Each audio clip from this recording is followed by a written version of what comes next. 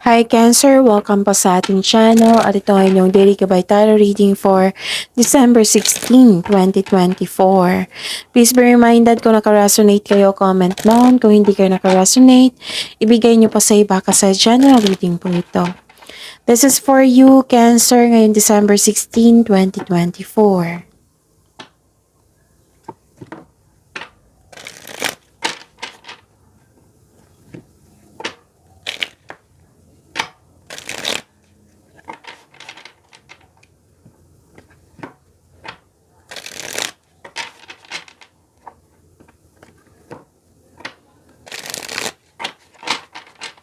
Para po ito sa inyo, Cancer, ngayong December 16, 2024.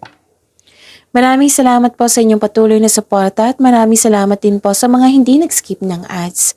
Gamitin ang reading na ito bilang gabay lamang sa mga hindi pa nag-subscribe. Subscribe na po kayo at click bell notification para malaman nyo na may bago tayong video.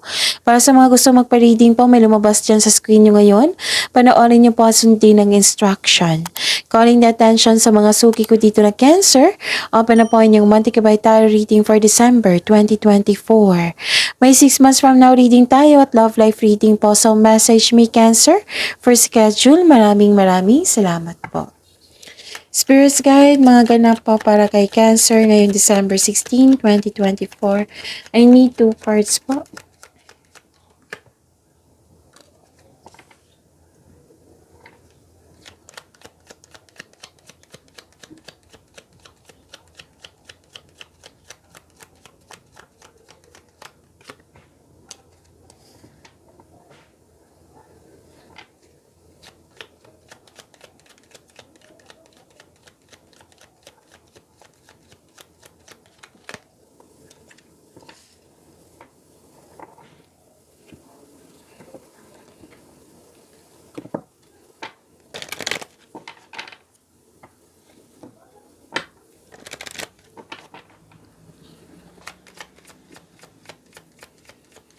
Spirits Guide, mga mensahe po para kay Cancer ngayong December 16, 2024. I need 2 cards po.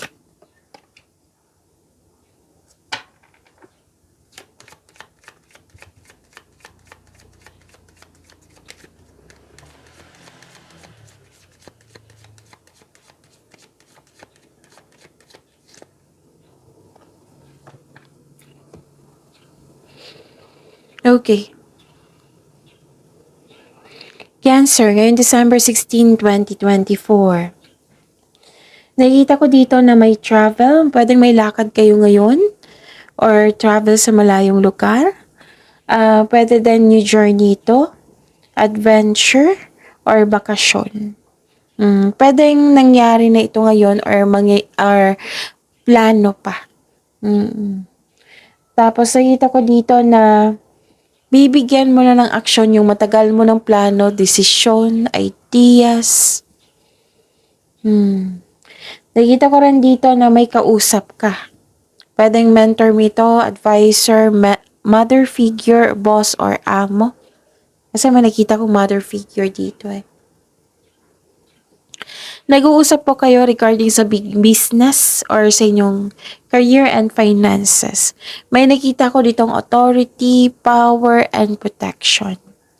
And nasa iyo, Cancer, hope and healing. Hope and healing po and personal growth. Tapos naka-receive kayo ng blessings. Marami kayong ideas na bibigyan mo siya ng action. Personal development andito. Clarity. Parang nagsaliksik kayo dito sa internet. Nakikita ko. Yun. So, don't worry, be happy sa mga nag-alala dito. Ang sabi ng card niyo po, be happy po. And creative wonderment. Follow your passion. Spirits Guide, ano po yung energy ni Cancer ngayon December 16, 2024?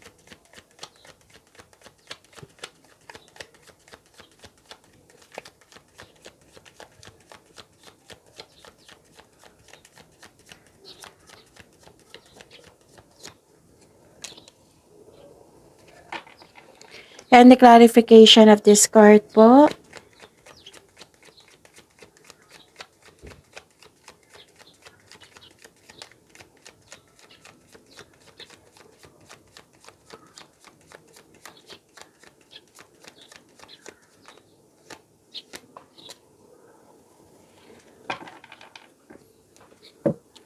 Okay.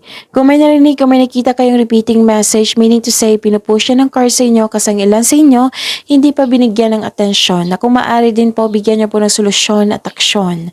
Remember, Cancer, at the end of the day, alam mo na ikaw lang taong may kakayahan at responsable na gumawa ng sarili mong katotohanan at kinabukasan. So, ano yung energy ni Cancer ngayong December 16, 2024?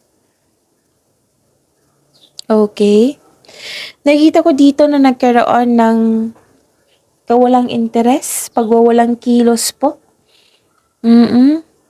Your emotional energy is stagnant today. Pagod ka at nagmuni-muni, malalim ang iniisip. Nire-restrict mo yung sarili mo at nagkaroon ng apathy or kawalang interes. Pwede din may nagbigay ng alok sa'yo na kailangan mong pag-isipan ng mabuti or kailangan na may piliin. Ang iba sa inyo guarded na, ayaw nang masaktan kaya naging wiser kayo ngayon. Tama nga naman. Oo. So nag-iisip kayo kung paano maiwasan yung trauma na nag-iisip kayo kung paano maiwasan yung trauma na hindi mangyari ulit. So nagiging wiser kayo. Ayaw nyo nang magkamali. So, pwede din na-bored kayo ngayon. So, sabi ng card dito, labanan niyo po daw yung nararamdaman mo. Alalahanin mo po daw yung inspirasyon mo sa buhay para ma-motivate po kayo. Kailangan maging willing ka mag-move on from the past para bumukas yung new doors for you. Okay? This is transformation po. May ending with new beginning. Okay? Transformation, releasing, ending cycle, transition, which is tumabas dito sa inyong oracle card, transformation. Tapos, parang, may nakita ko liyo, panahon na para bigyan ng aksyon, ganon. May ganyan nagganap eh. It's time. Di ba may changes po? May changes din dito sa oracle card nyo.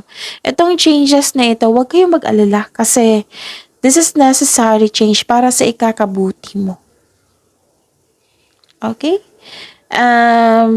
May pagwawakas na parating, for example, sa relasyon, end of contract, sa trabaho, tumiwalag ka sa isang grupo, or disconnection sa isang tao.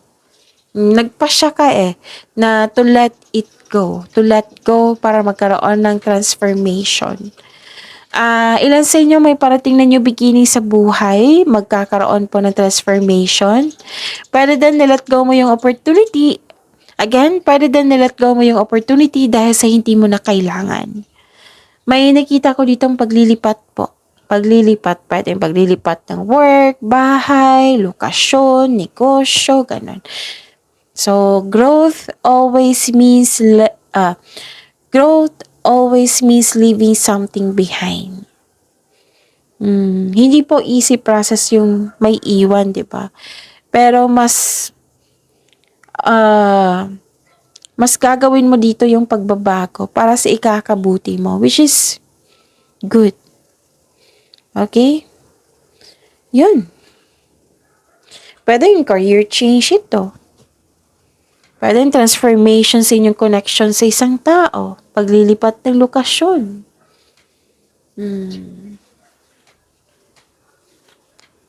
Kung nagkaroon kayo ng tough times sa kaperahan nyo, huwag kayong mag-alala. Nakikita ko dito, money matters will improve. So, hold tight, kapit lang po. Huwag kayo talaga matakot sa pagbabago. Kasi, don't worry, be happy Ang sabi dito, nakakabuti ito sa'yo, magiging happy ka niyan. Maybe not now kasi nanibago ka nagkaroon ng adjustment. Pero mauunawaan mo ito someday. Itong pagbabago na ito. Maiintindihan mo someday. Spirits guide, okay. This is your career and money, ha? And the clarification of this card po.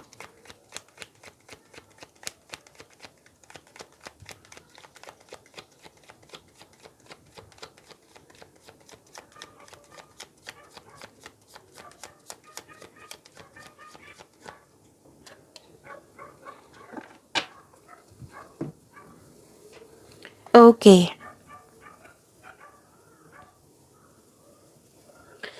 Nakikita ko dito na nagkaroon po ng dalawang card na po nagsabit dito. No, tatlong card. Kasi may transformation din dito eh. Tatlong card na po nagsabi dito na may ending with new beginning. Completion of cycle to. Pagtatapos sa isang mapait na sinapit. Nagaganap ang pagbabago kung ikaw ay mismo itanggap ang pagtatapos na ito. Kasi kung hindi mo ang tanggap yung pagtatapos, walang may pagbabago. Pero kailangan mo, mahirapan ka sa pag-adapt niyan eh. Okay? Kailangan ng pagtanggap. Nagaganap ang pagbabago kung ikaw ay mismo tanggap kung ikaw ay mismo ay tanggap ang pagtatapos nito. Ang pagsuko na ito ay lumilikha ng isang pakiramdam ng kapayapaan at pasasalamat. So this is ending with new beginning. Ang ganda nga kasi mawawala na yung blockages na nagdulot ng pagkawala ng pagkakataon, hadlang sa pananalapi. May parating na biyaya na magbibigay daan ng mas maunlad na panahon. Kaya nga ang sabi ng card nyo dito, don't worry, be happy. Baka itong changes na ito is passion, about your passion. Tapos, sa mga nag-alala dito, this is a repeating message eh. Na huwag kayong mag-alala kasi itong pagbabago na ito ay nakakabuti sa iyo para sa iyong kaunlaran. Diba kung may problema kayo sa pera, money matters will improve. Andito rin sa career and money mo. So, claim nyo itong parating sa inyo na biyaya na magbibigay ng kaunlaran sa inyo. So, accept and learn the past situation para maka-move forward na kayo. So, yung bukas sa loob mo yung new beginning na ito, may pagtanggap. So, tanggapin niyo po yung new beginning. Magkakaroon ng adaptation yan. Don't worry. Kasi minsan kung mabigat sa loob natin na yung pagtatapos ng isang bagay na we're not ready kasi it might be comfort zone natin yun. Okay. Nalilito ka sa paggawa ng desisyon? May disconnection sa isang tao? May nakita kong disconnection sa isang tao dito or hindi magandang ang inyong connection. Pwedeng ganun, disconnection or hindi maganda ang inyong connection. Cancer. Nalilito ka sa paggawa ng desisyon. Pwede din na hindi kayo nagkaroon ng balanse. Like for example, kahit trabaho na niya, ginawa mo yung trabaho niya, nakatipend yung tao sa iyo. Nakikita ko dito ay na maaring may naging dependent sa iyo. Kaya hindi na siya balanse. So, to fix the imbalance, look inward to see where you can find the source of this harmony. Kailangan kung gusto mong bigyan ng solusyon, kailangan mo munang alamin kung ano yung punot dulo kung bakit naging dependent siya, kung bakit hindi nagkaroon ng pagkakaisa, yun. Alamin nyo muna para mabigyan mo ng solusyon. Okay? Pwedeng tumiwalag kasi isang grupo kasi may nakita ko ditong separation. Pwedeng end of contract din ito.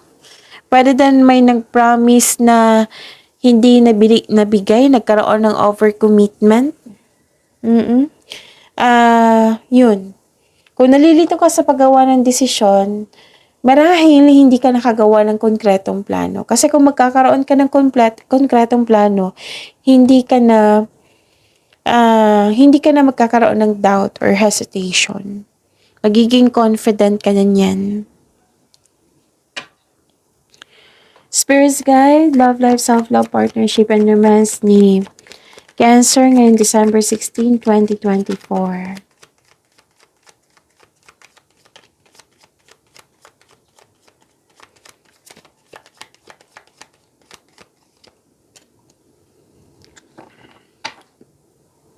And the clarification of this card po.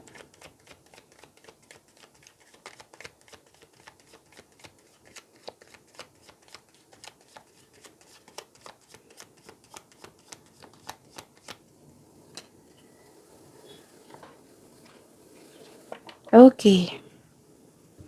Maraming salamat po sa patuloy na tiwala at suporta sa ating channel. At maraming salamat din po sa mga hindi nag-skip ng ads. Persistence, self-reliance, nakikita ko dito. Para sa mga single, makaranas ka ng hirap sa pagtanggap ng bagong tao sa buhay mo. Gusto mong pumasok sa bagong relasyon, sa buhay ng pag-ibig, pero guarded po kayo. Try to fix and forgive yourself first bago tumanggap ng relasyon upang sa gayoy magaan ang iyong pakiramdam at isipan para harapin ang bagong yugto na iyong buhay pag-ibig. Para sa mga may relasyon sa buhay mag-asawa, mahabang pasensya mo sa iyong partner. Isa sa inyo nagkaroon ng mataas na ego or pride. Nakaramdam ka ng pagod pero ayaw mong sumuko sa inyong relasyon. Subukang maglaan ng oras para mag-usap po.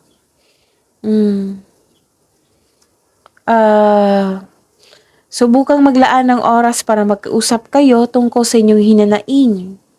Nang malaman niya rin na nagkaroon ka ng hirap sa adjustment. Teamwork yan hindi pwedeng ikaw lang yung magkim-kim niyan.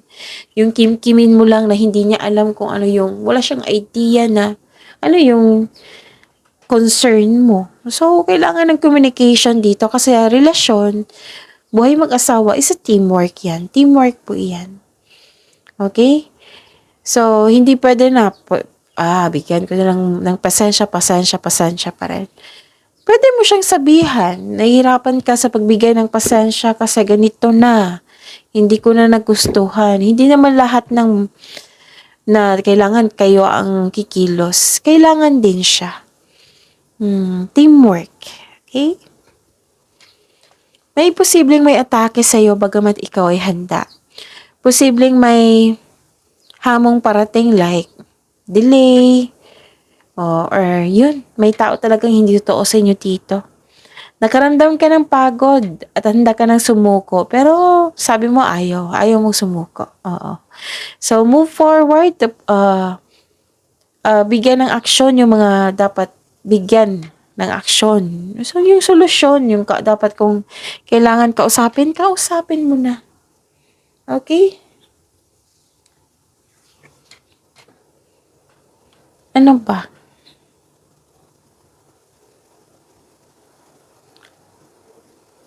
Nakikita ko dito na nagkaroon ng isolation. Kasi minsan ng isolation kailangan natin 'di ba? May ibang tao na gusto mapag-isa para makapag-isip, para makapagpahinga. Ganyan din ako minsan. Oo, gusto ko ng isolation. Minsan lang.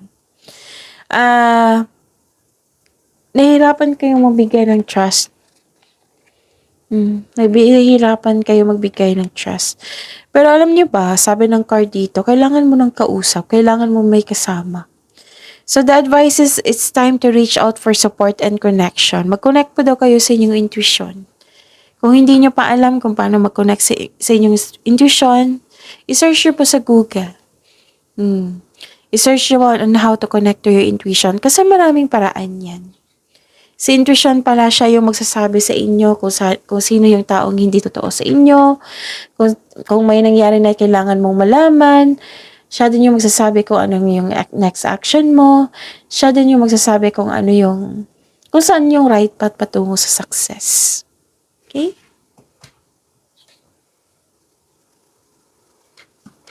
So, yun. Mag-connect sa inyong intuition.